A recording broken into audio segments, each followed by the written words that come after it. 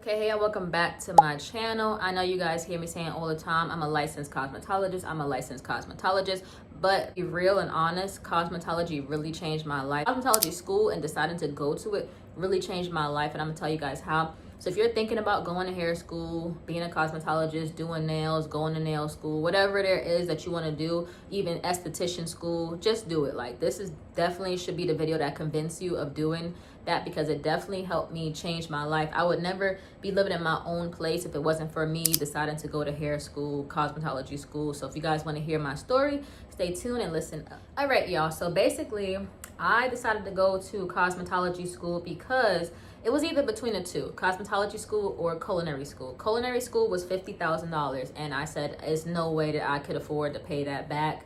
And I wanted to go to culinary school, but I just wasn't really looking to pay that $50,000. So I said, what's cheaper? So I thought. I used to watch this show called Jerseylicious, if you ever heard of that show back in the day. And I heard the girl talking about hair school, beauty school, and I was like, there's a beauty school?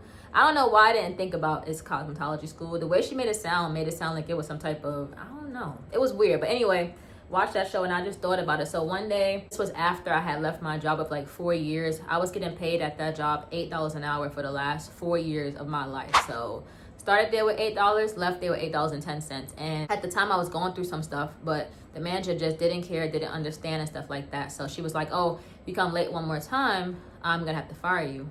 So I was like, 4 years I gave you guys at this place, working double shifts. And I'm very young at the time, working double shifts, not getting no raises, being overworked, underpaid, etc., etc. Like, you're just gonna fire me like that? And I'm like one of the best workers you have? Like, this is just crazy. So something clicked in my mind that day.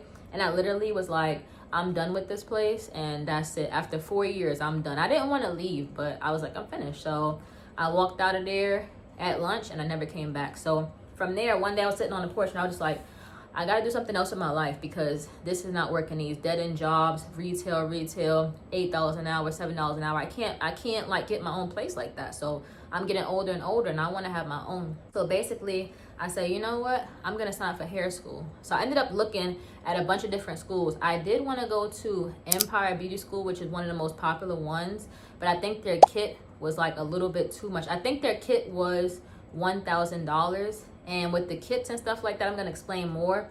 It's the kit that you need for hair school. Like, it comes with the mannequins, the scissors, everything that you're going to need. It's a huge bag that you get of stuff. Stand for the mannequins. I'm going to like put some pictures of me up here in hair school and stuff like that. The lab coat, different things like that. So also, you do have to buy some stuff for hair school. Like, it's not all, okay, everything's in the kit. You can pay the kit in installments. I think the kit that I went with when I picked my hair school, because I did not go to Empire. I just went to this random school in Queens or whatever, but it still had pretty good reviews. So I went there. The kit was like $700 or $650, so that really helped out. It was like a $200 enrollment fee. I didn't have the money at the time, so I asked my aunt to give it to me, and she did, thankfully. Thank you so much, because that really helped me get started. Because if she didn't give me that money, I wasn't gonna be able to do the program or whatever. So did that. My school was $6,000. Some other schools it's like $20,000. If you go to like Paul Mitchell in the city or whatever, it has so many different schools you can go to. But I picked that school because it was close to my house and it was the cheapest one that I could find. So pretty much they taught us like straight off the bat, like old school hairstyles, like updos and curls and stuff. It was like hairstyles from the 60s. I was very confused as to how we were gonna be using this in the real world. I was like, what is the purpose of this? Like, we're gonna be in these salons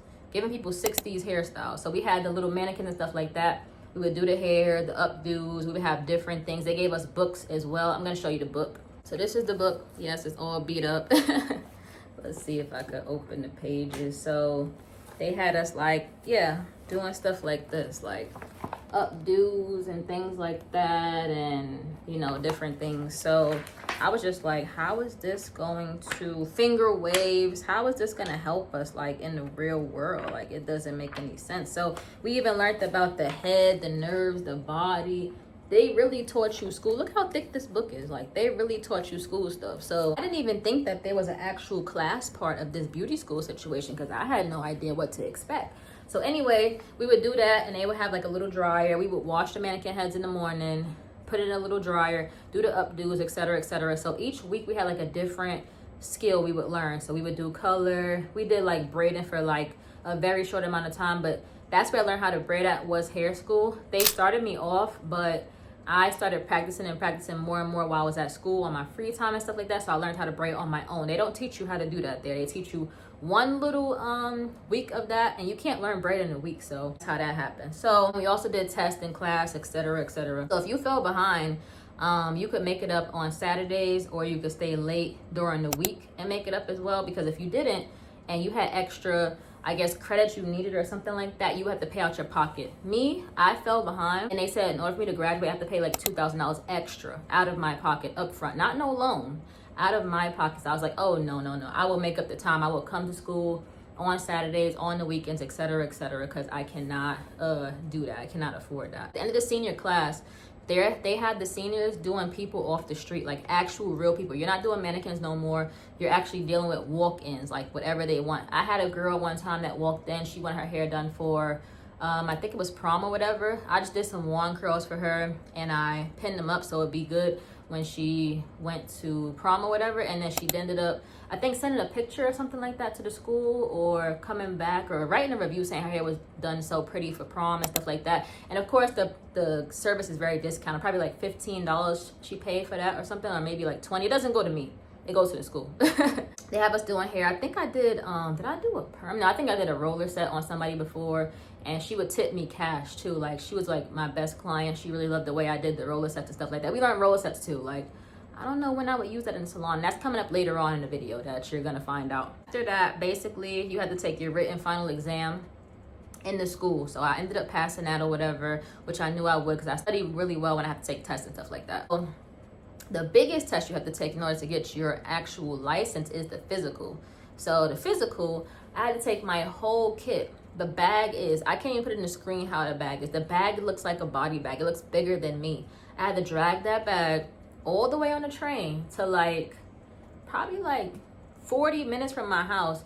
Go there, set up everything, and there's a teacher in the room with other students, and we have to do whatever she says. She says like, do a roller set, do a perm rod in front of me, do a, I don't know, like a cut, like do a slice for a highlight, different things that you need to know. And my teacher that day, I don't know if she didn't want to be there or what it was, but she rushed us through the test. We did a couple of things and she was like, okay, y'all good, y'all pretty much passed or whatever, or we'll let you guys know. So we left early. I had to take that big bag, drag it back. It literally couldn't even close. You could see my mannequin head like kind of sticking out. The cops were staring at me on the train and everything. I was like, this is not a real person. Like, this is a mannequin. Like, I felt so embarrassed just with that big giant bag bigger than me. Everybody was staring at me, but I had to take my test, and I wasn't taking no Uber there. I think I took an Uber there, but I took the train back because it was too much money. The physical is very, I don't know how they do it now because I went to school like a while back, but yeah, the physical is very nerve-wracking, and thankfully my teacher wanted to go home early that day, thankfully. After I did that, they gave me my license or whatever, and I was able to work in the salons now. Now it's time for me to find a job at the salons. Yes, they have some job placements at my school, but if you want to work at the high-end places, you have to go to the high-end place and apply for yourself. So there's a lot of high-end salons in New York, and those are the places that you want to go to apply for if you want to make more money as an assistant. Because starting out back then, I don't know if it's different now, but they paid $50 a day. And that $50, they could keep you there for 10 hours if they wanted to. So remember, you're getting paid for the day, not for the amount of hours that you're there. I think that shouldn't be legal. I feel like that's kind of like taking advantage of you and stuff like that. But most jobs I would work, I would say 8 to 9 hours or whatever, but I only got $50 for the day. So the first salon I worked at, I was working, I think, kind of like near 34th Street in this salon. It was like a Russian-owned salon or whatever. So I went in there. The girl had to train me. She didn't really like me that much. I didn't even care or whatever. They told you to train me, that's it. So I learned how to really wash hair when I worked at the salons. Because washing the mannequin's hair is different than washing the human's hair, obviously, because you gotta get the water right and everything like that. You can't burn them, obviously, so you can't drown them like you do the mannequin. So when she was teaching me how to do it, I ended up dropping the hose, because the hose have a lot of pressure. I ended up dropping the hose that you wash hair with, and literally the hose sprayed like this, and it went across the whole salon. There was customers in there. All the stylists looked at me at the time, and I was like, But they didn't let the customers know what was going on. The customers just was like, oh, what was that? But yeah. And then one time I got in trouble because he's like, oh, the water's too hot, the water's too steamy, you're gonna scald her head. The water wasn't even as hot as you thought it was. Like, if it was scalding, she would have jumped up, right? So that made no sense. But anyway, there was too extra in there for me. I ended up leaving. I learned a couple of things, like how to wash hair, pretty much. That's the only thing I really learned, was how to wash hair. It was nice, but the manager, he's a little too over the top for paying me $50 a day. Like, you're asking a little bit too much. Want us to clean the floor when there's a leak, want us to clean the bathroom, want us to do this. No, I'm here to learn how to do hair good enough to get on the floor and have my own chair and be my own boss. So once you get on the floor and you have your own chair, there's no more $50 a day. That's out of here. Like, you have to make your money by how many clients you have. If you have 2 clients for the week, that's your money. You're not getting nothing else. And usually when you work in the salons, it's like a 40-60 split. 40 for you, 60 for them. You're gonna rarely find a 50-50 salon. I don't know how it works now, like I said, but when I worked at these salons, this is what the stylists were telling me. There's no 50-50 split. There's a 40-60, you know, stuff like that. So, or you could pay for your chair by the week, but in the high-end salons, they don't really do that type of stuff. So, and when I say high-end, I mean that we're working with really, really rich people. I ended up working at this one salon, which I had to leave because it was just too crazy. She was paying, I believe, $50. No. Okay, boom. So when her assistant first started, she was giving her $30 a day. And she was there for how long? God knows how long she was there. But when I came there, she was letting her do like some of the Brazilian blowouts back then. That was big and stuff like that. People pay like $700 to get that done to their hair. So she would get like probably $300 out of that. But that Brazilian blowout is dangerous because if the smoke comes from the flat iron, you can get cancer from that. So I didn't really want to learn. I knew I was certified, but I didn't really want to do those. I was just like, oh, nah. You can wear a mask, obviously, but anyway, her salon was for the celebrity wives of like football players. She did Oprah's hair. She did Washington's wife's hair. She did Steve Harvey's wife's hair. She did Naomi. She was Naomi Campbell's personal, what is it called? Hairstylist or whatever. She would fly back and forth to different places to do people's hair. And she would charge $1,600 to put a sew-in into your head, like a weave into your head. $1,600. And she was paying us $50 a day. So I wasn't making pretty much no money there. She would have me there for like 11 hours. And she had OCD, so I had to mop. She had a white floor. So every time we made steps in the white floor, we would have to mop it up. She would go crazy if she sees steps on the floor, like footsteps. So working there, I made a good amount of tips, but it still did not supplement the $50 a day working 11 hours. Like, that just doesn't make sense. People would tip me $20 to get them water. Like, that's how rich they were, basically. So worked in a lot of high-end rich places. So anyway, as I moved along, I ended up finding a place where it's kind of like a private salon. It was also high-end, but it was in these guys' brownstone that they owned together or whatever, or rented, I'm not sure.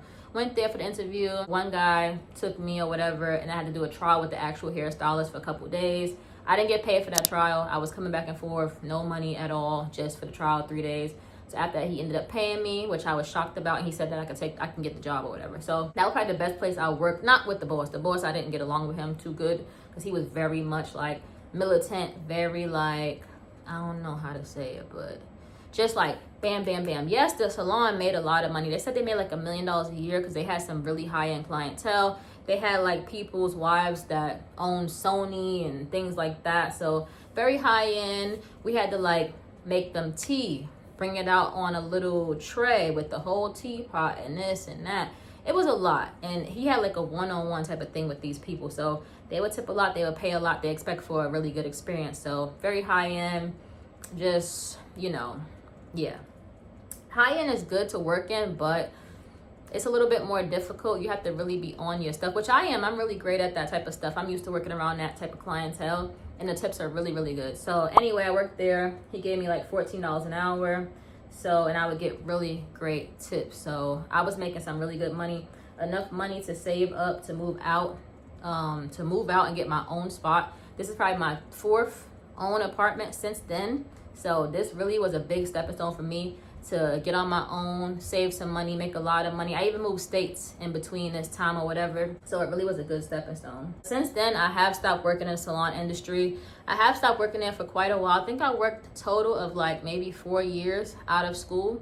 But I just realized that it wasn't for me. I would watch how they would talk to the stylist, no matter how long the stylist was a stylist for 25 plus years or whatever. They would say, oh, you didn't do this right, or I didn't like this. How are you telling him that he didn't do something right and you're not even, you have no experience? So I don't know. It's just like the customers was the main thing that I don't think I could deal with every day. Like that, not everybody was bad. If you want to do that and you want to go from being an assistant to actually being on the floor, just know that you have to make your own way. There was one girl at my job that came to work there. She came from Australia, right? On a visa here. And she had to just make her own way. She was so slow at doing hair. She could really only do 2 clients a day in an 8-hour span, because one client would take her like 6 hours. So I was making more money than she did, and she was an actual full stylist, like on the floor and everything like that. And she was like, you know, you're making more money than me. I could clean the salon, I could do whatever, because she got to pay her way, pay her bills and stuff. So remember that. You have to make sure that you have enough clients to hold you up, to pay your rent, to pay your bills and stuff like that. So you really got to commit to being a stylist. I thought that's what I wanted to do, but it just wasn't for me. But I am saying to you that going to hair school and getting the license is a really, really good thing to do just off the bat. Like, it's something that you can fall back on. I can today, if I wanted to, get up with my license and just go work at a salon and do shampoos and get tips and make extra money off of that and call it a day. Have a part-time job like that if I wanted to. I don't work anymore. I work from home. But in general, it's a great fallback for you. You can work anywhere you want as long as you got that license. They will hire you just like that pretty much. And it's a really good thing. If you're watching this video and you're considering it, I think it's a really good thing for you to do. Just be careful of what schools you go to. Like I said, you really don't learn stuff until you get into the salon. I didn't learn how to blow dry for real until I got into the salon. And I didn't learn how to wash hair until I got into the salon. Color-wise, I knew some stuff I would experiment by myself. I would learn a little bit watching them do color and things like that. But you really got to be hands-on to learn with an actual person, not a mannequin, to learn what you need to learn. So thinking about going to hair school, definitely check them out. Just Google hair schools in my area. Hair schools by me, best hair school, best cosmetology school. It's the way to go. Even if you want to do nails, esthetician, skincare, etc., look into it. It's about to be 2025. I think it's a good way to start the year off. And yeah, if you have any questions for me, ask me down below, because I pretty much know the whole spiel. I've been to hair school. I worked in the high-end salons. I know how things go. And yeah, I'll see you guys next time.